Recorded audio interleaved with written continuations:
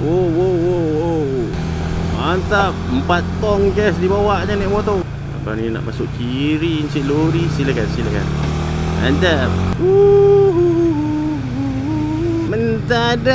Mentadu. Please don't park too close. I'm fat. Oh my god. 500 meter terlap. Tapi saya nak cari tempat berteduh dulu. Masuk aje lah dulu.